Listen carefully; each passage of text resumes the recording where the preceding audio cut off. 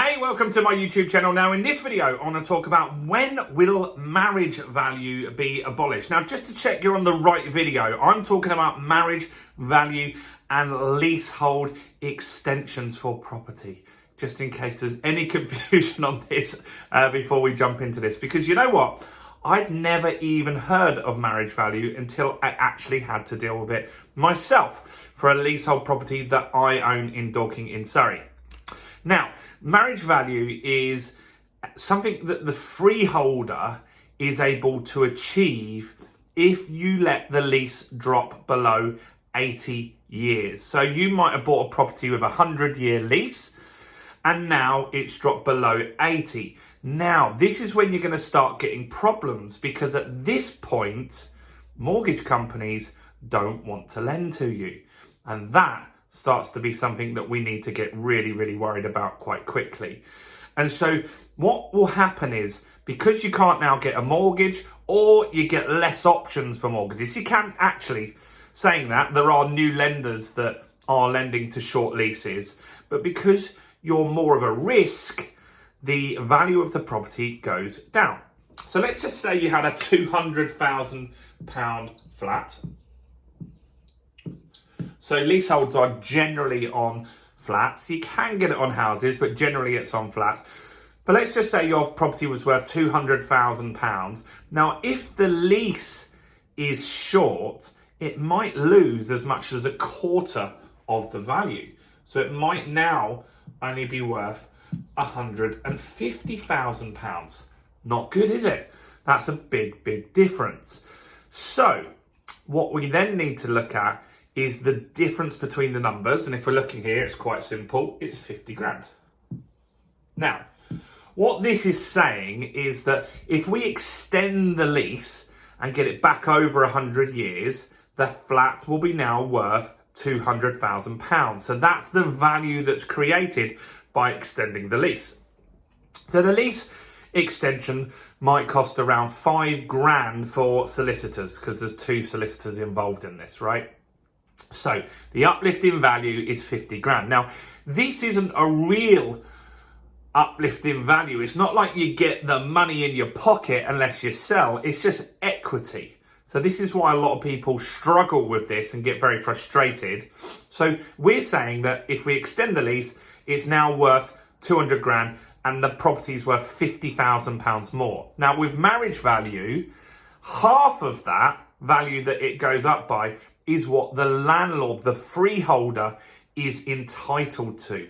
And this is a real shock to a lot of people. It was a shock to me the first time I found out about this. I'll never have this problem ever again, but I did. And it's a real shock to people that it's so much money. So this means in order to extend the lease, we would have to give the landlord around £25,000. £25,000 for ticking some boxes and extending the lease. Now, this isn't good.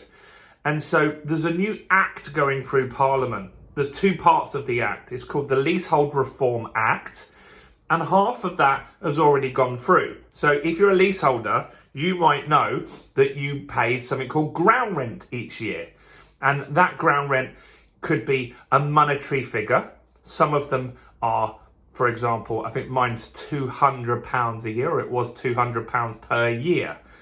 And some people just pay something called a peppercorn, which means nothing. You don't actually pay anything in that instance. But some unscrupulous freeholders have made the ground rent really expensive and charge thousands a year. And so the government's abolished ground rent on lease renewals. So if you have a lease today, you will still pay ground rent. But if you extend your lease, in that extension, the ground rent gets abolished, which is really good. Give me a quick like on this video if you've got some value so far, guys. I want to get more eyeballs and help some people with this content. So do give me a quick like while you're here. Now, so the ground rent is abolished. That's part of the Leasehold Reform Act. And the second part, they're going to abolish marriage value. Now, this is going to make a big difference. Now, if you're a freeholder and you make money, your reason for buying the freehold is to make money from people with lease extensions and the marriage value and all that kind of stuff, this is bad news for you, isn't it? It really isn't good news at all. And so your value of your freehold will significantly go down. Now, the government have said that they're going to get this done by the next Parliament. It's going to be in law by the next Parliament.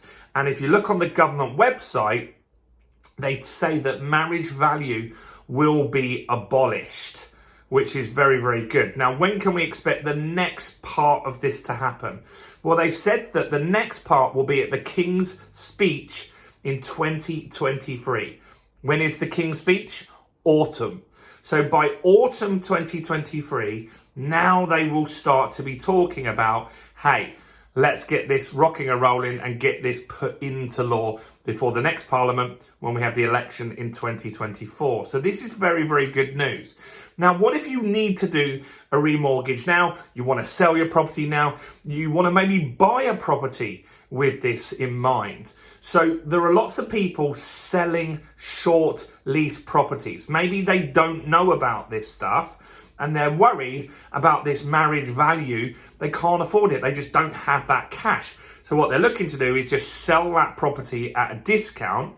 And then there are tons of investors that use this strategy where they buy the property on a short lease, then they do the extension, and then they will increase the value, then remortgage and get their funds back out. So that's one strategy that a lot of people are doing at the moment, is to buy short lease properties. Now, if you've got a lot of money and you can wait, some people are also buying short lease properties under the guise that they know that this new legislation is coming. Now, with anything with the government, you can't guarantee that this will be done by the next Parliament. Sometimes things get delayed, sometimes things don't happen, right? So that's possible that that doesn't happen.